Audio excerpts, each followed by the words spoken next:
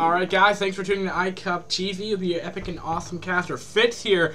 And you guys are tuning into iCup Clan League Season 20 Week 1 Division B2 between Winds of War and wOk Clan. This will be series number 2 between the two competing teams. And let's see here. Spawning in the top left, it will be spawning on the top left on Fighting Spirit. It will be our orange Protoss Martin, who will be wOk's Martin, or Martian.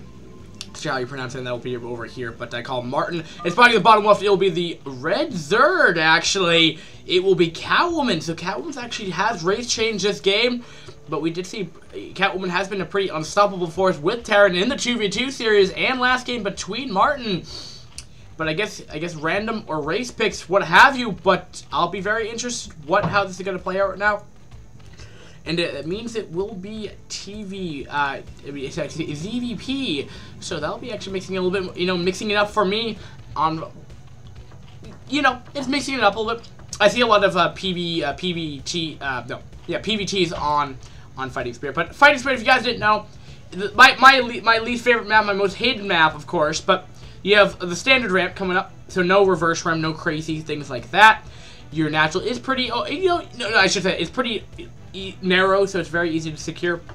And oftentimes what you see is killing off that little piece of larva right there. But what you oftentimes see is that this ramp, the main army will be here, which will cut off any kind of ground forcing attack at the natural. And your third is there's only leaves that one extra area, so you'll want to see a lot of siege units, for example, lurkers.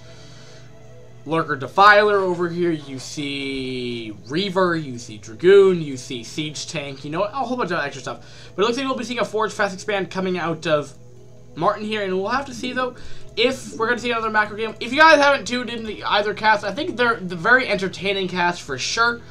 But Catwoman's Terran has looked pretty unstoppable, made very good decision-making, knows what to do in a certain situation, and then knows how to progressively, take advantage of that, which we don't see, which sometimes you don't see as that Brooder players know how to deal with that. But it looks like we're going to be seeing Forge Nexus instead of Forge Cannon Nexus, or Forge Cannon Nexus. So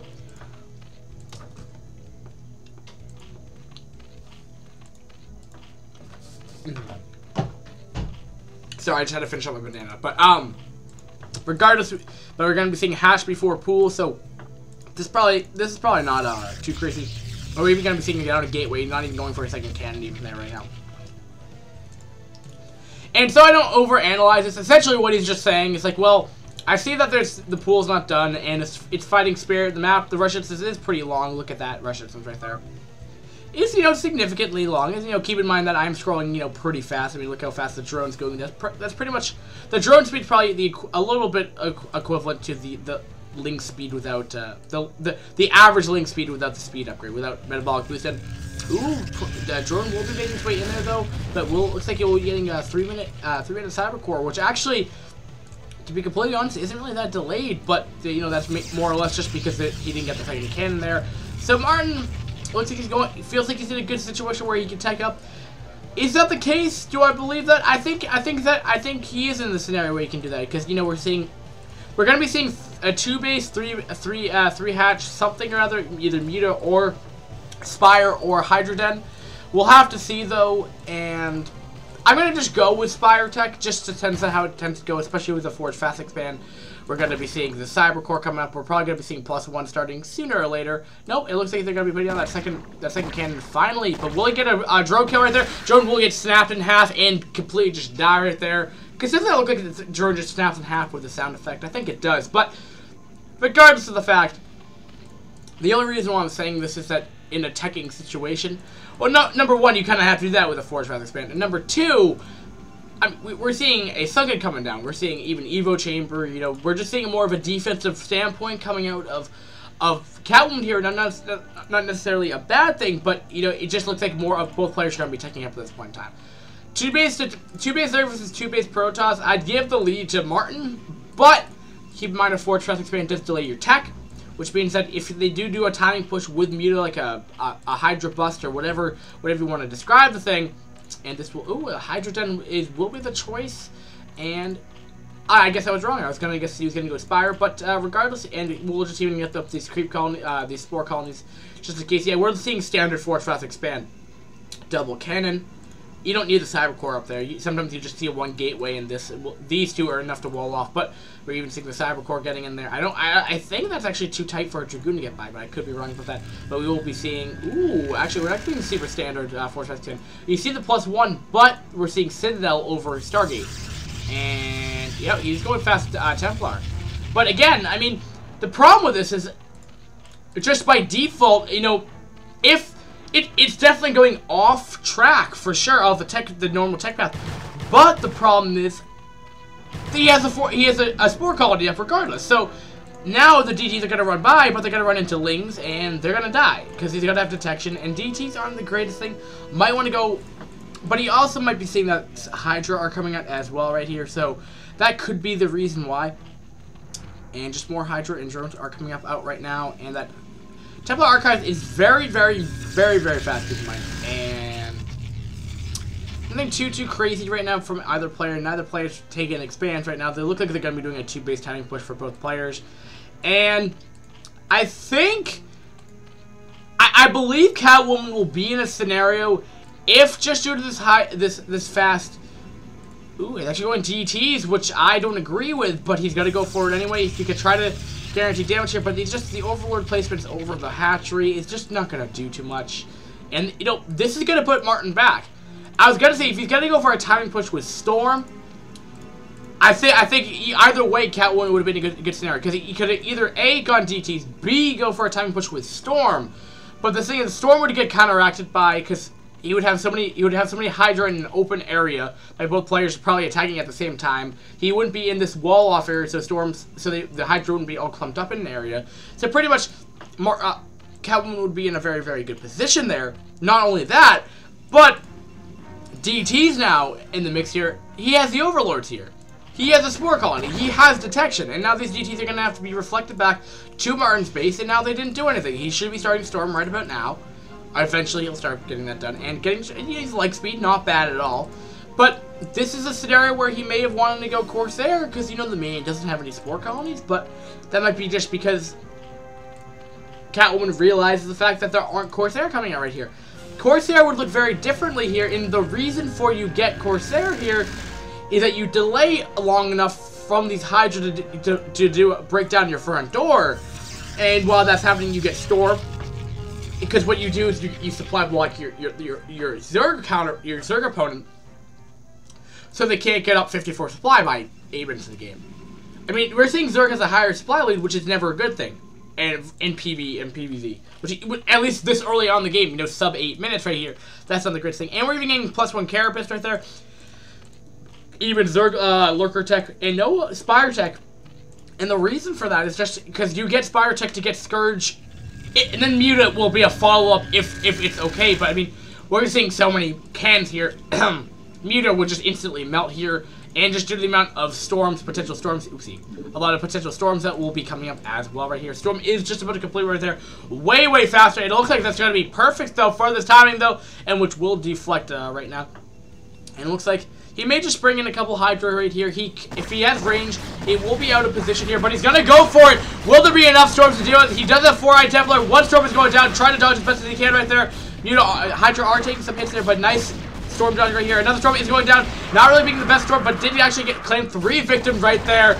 And now Overlord speed has commenced as well, so DTs are going to be that much less being negated and just completely not even trying to dodge that storm right there. And this push is looking very, very minimalized. It's getting very, very short right here, and those cannons are going to be doing a lot more damage right here. And Martin's what he has to be doing. He's just stalling for time right now. But he has only he only has 1 storm left. Will he lose these tech buildings? He looks like he might. Oh, wow. Claiming 5 victims with that 1 storm. Very nice storm right there. 6 kills off that high tempo there. So definitely being very cost-effective high tempo there. But will there be enough, though? I think this could be enough. I mean, once speed is done for these charge lots, it looks like Martin might be in a good scenario where he could do a counter push here. But keep in mind that, ooh, he's not even going to lose these 5 Hydra. I very like this by Catwoman. I like how Catwoman likes to go in for, realizes to know when to push back. 5 Hydra, you know, Not the biggest thing if you lose them. But now keep in mind, now look how much bigger this army is going to be when these 5 attacks are pushed back. And they're not even that weakened. And by the time he pushes out there, they're going to be at full HP. And at the same time, he's going to be claiming his own third, it looks like, right now. So at that 6 o'clock. So we're seeing Lurker tech up as well right here. Carapace, I don't think you really need it with this build. I think you should be going definitely more DPS over anything, because I don't know. I just feel like DPS would be the better thing. But, you know, it's to compensate for the +1 that the Zealots have, for sure.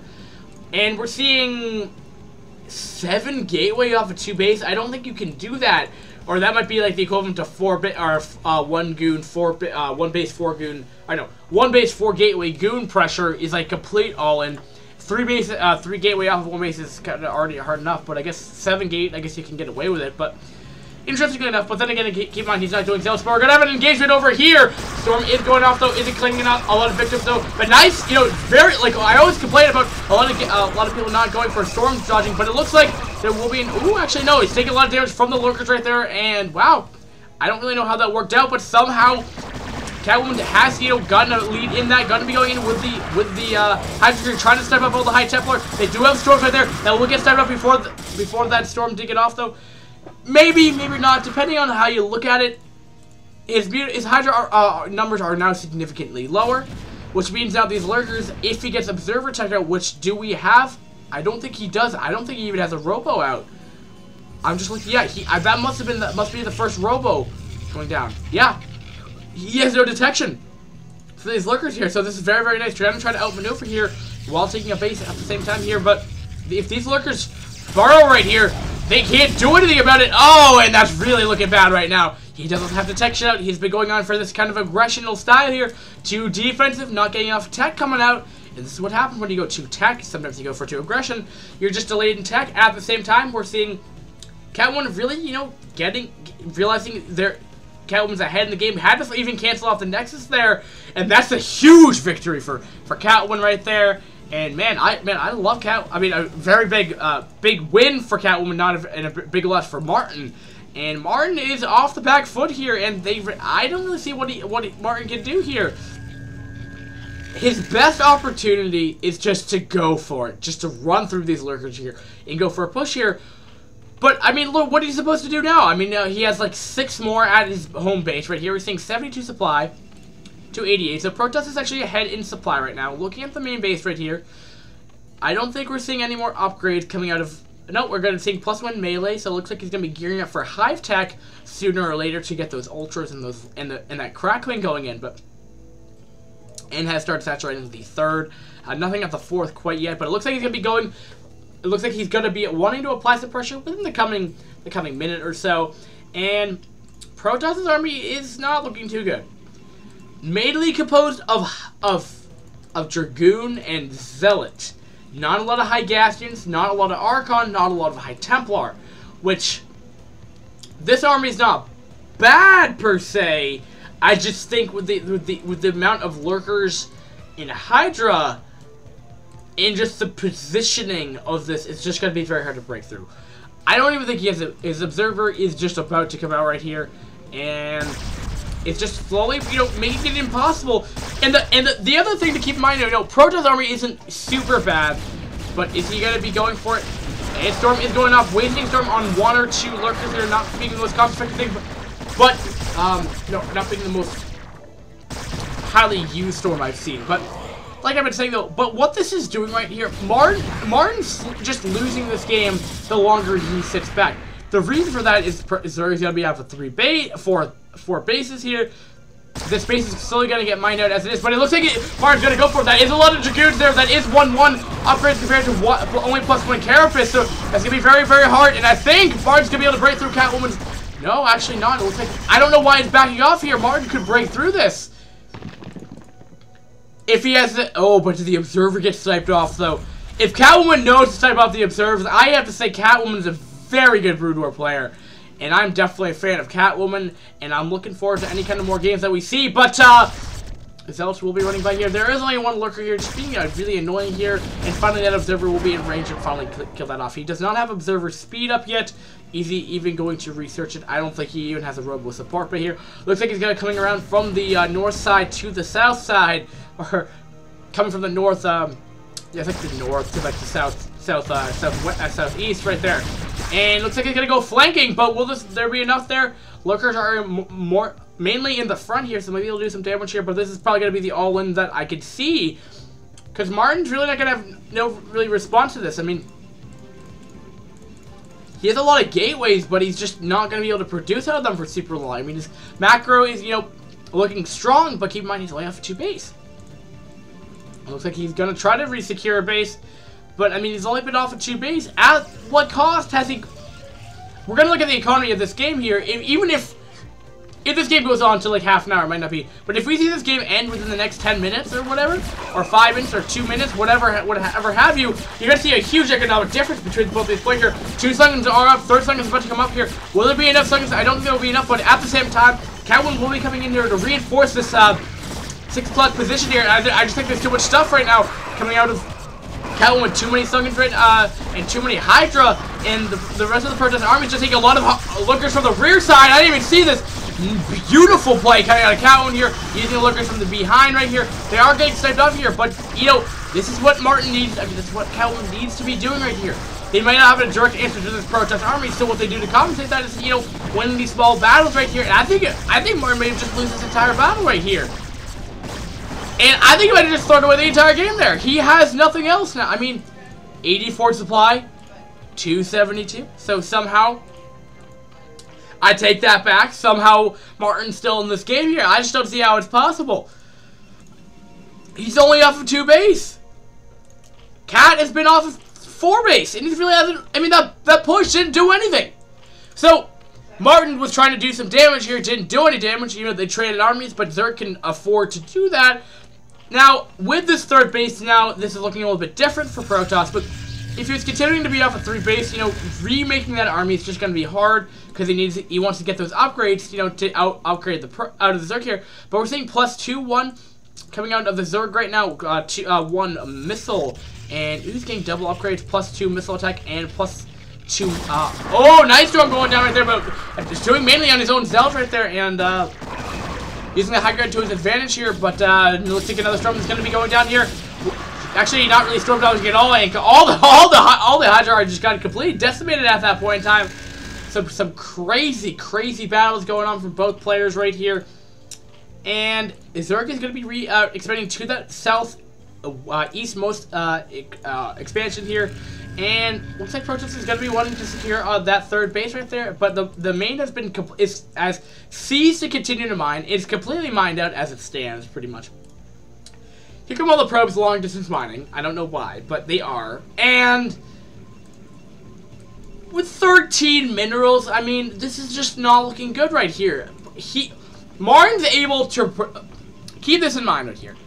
We're finally seeing Hive Tech coming out of Catwoman. I think this could have come up much sooner, but the only reason why Martin's still in this game is because he's gone into total war mode, meaning I'm gonna try using this term a little bit more in my casting, but total war mode means that essentially they're not doing any tech, they're just producing units. That's all they're doing right now, and that's why the supply is 108 to 112, excuse me, to 105. The Zerg is not even going to be in total war mode. He's going to be putting down more tech buildings. He's getting upgrades. Keep in mind, and Protoss is not going to be able to do all that at once. He's only off of 2 base now, compared to probably the equivalent. And oh my gosh, he's taking his 4th base at the 4 o'clock. So, and he's still mining on the main right here, mining on the natural. That's 2, 3, 4, 5, which hasn't been utilized yet, and 6. 6 to 3 bases. Just do the math, guys. I mean, look at the mini-map right now. It's kind of ridiculous what we're seeing here. So, but regardless, Martin's going to try to make a comeback here. I don't think we're going to be seeing any more upgrades. We're just seeing more store. We're just seeing more Total War. I'm taking it from my history class right here. But the problem is, this Total War works for like the first, you know, up to the 15-minute mark. But then after that, Zerg's going to be off of so many bases. Catwoman's played very well this game, he or she has always played these past 3 games I've casted. Crazy stuff. But ooh, he's actually going to take up 4, so this might actually look very differently. If Martin's able to get away with that 4th base, that might look very different here. But keep in mind though, he's going to be in an upgrade deficit here, And now these Hydro become 3-2 compared to the 1-3 of the Protoss. Protoss is still stuck in that +1 attack in there, here and there. Not bad at all, but he's gonna have +3 Carapace on all of his units. So that +3 is gonna be negated, and he doesn't have the armor and shield upgrades to compensate for his +2 that's gonna be coming out. He only has +1 armor, so he's gonna have a 1 upgrade advantage. Essentially, is how it's gonna play out. Because his upgrades they pretty much even in upgrades, except Catwoman actually will do that extra damage because he won't have that +2 armor. So. And the 6th base hasn't been utilized really at all. Finally starting to get saturating on the 5th base, but you know, sometimes hard. The reason why there aren't like super saturation on this base is just because they don't want to have a super high supply count of drones here. But at the same time, Martin's gonna be trying to deny the 6th, and I think he'll get it here. But at the same time here, he's just going for a huge counter push right here. And I think I think Catwoman might just end it here. They're like, well, his main base isn't there. I'm gonna go for it. If this natural gets bust, his mains get bust. It's going to look very, very hard. He's transferring Archons that should have been Storms. But will there be enough Storms? A lot of Storms have gone down. A lot of Zerg blood has been commenced. But will there be enough right here? I think there's going to be more than enough to go through this. 2-2 upgrades. And oh my goodness, it looks like he's going to be able to break through this. These High Templar have enough for Storm, but they're completely getting decimated. And oh my goodness gracious. Look at that beautiful attack right here. And look, at the same time, he's not even going to go in for the 5th base. He's going to try to help defend his main here, which is what he's going to need to do to stay in this game here. But all the High Templar are exposed to the Lurkers. And all these High Templar are going to fall here. They don't have enough for Storm here. And 1 High Templar has gone down. And then just have to go to more from the Archons. But they do their full damage against Archons, man. And they don't have shield upgrades. And we're seeing 120 supply to the 108. So actually, Zerg is actually ahead in supply at this point in time. He has the ramp location, and now these Lurkers are going to get a lot of kills. 3, 1, 3, 7 kills. These Lurkers have definitely paid for themselves. Finally starting to clean this Zerg push up. But look at this. He has a whole other army back at home. This is why you don't want to be at a huge base deficit against a Zerg in PvZ. This is exactly what happened. And Catwoman made the right decision there. Instead of trying to defend this base, they just went for it. Now this game is going to look very differently. Now Martin, what was going to get some momentum going here, is now on the back foot. And while he's on the back foot on his main base, he's using his whole other army to attack his 4th base. And all he has is cannons here. No other army, no defensive Storms here.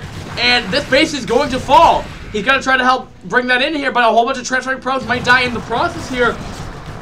And we're looking at 109 supply to 108, I think, actually, surprisingly.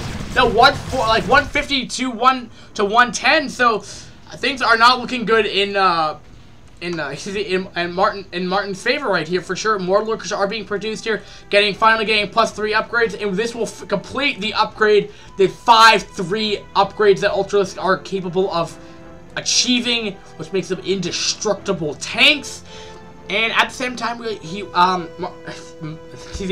Catwoman will be taking that base at the 4 o'clock again.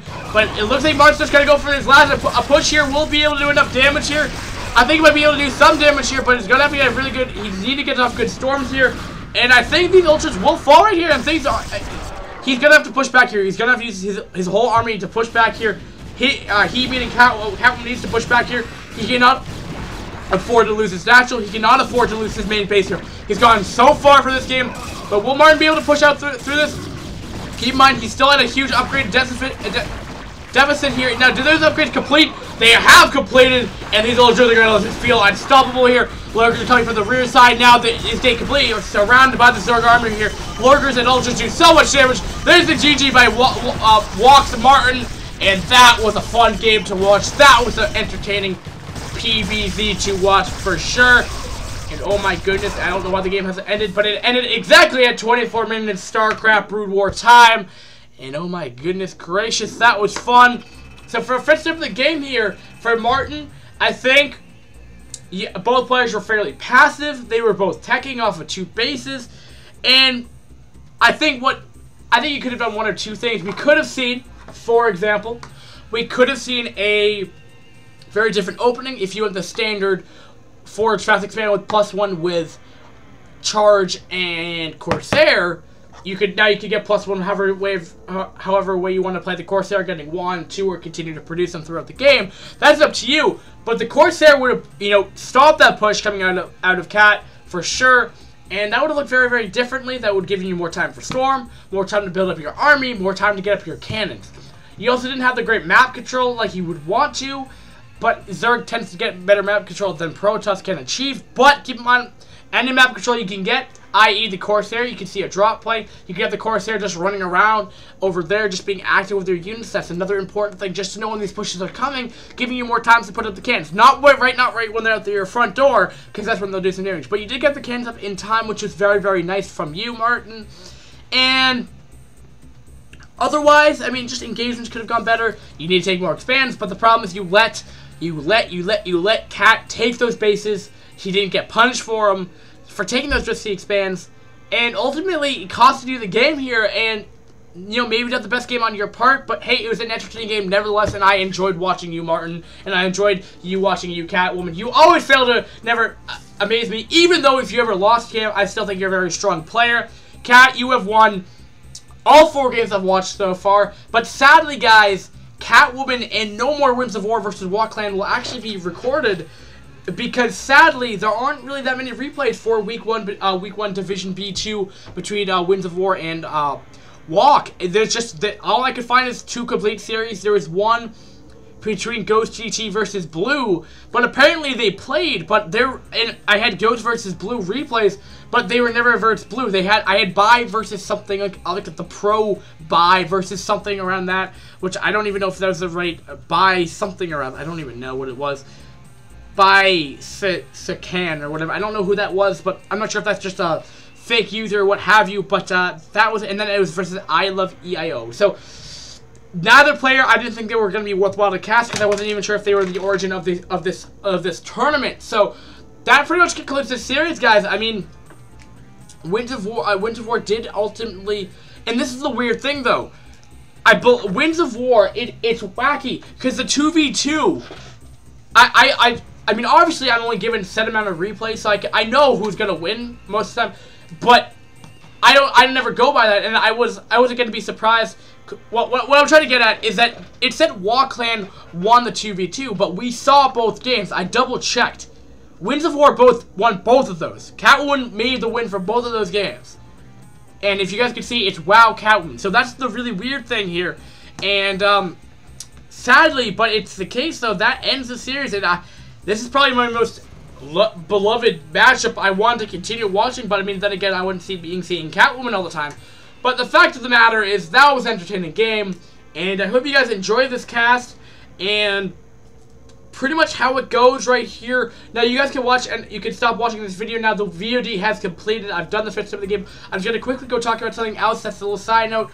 So, for iCup TV, No Name is back.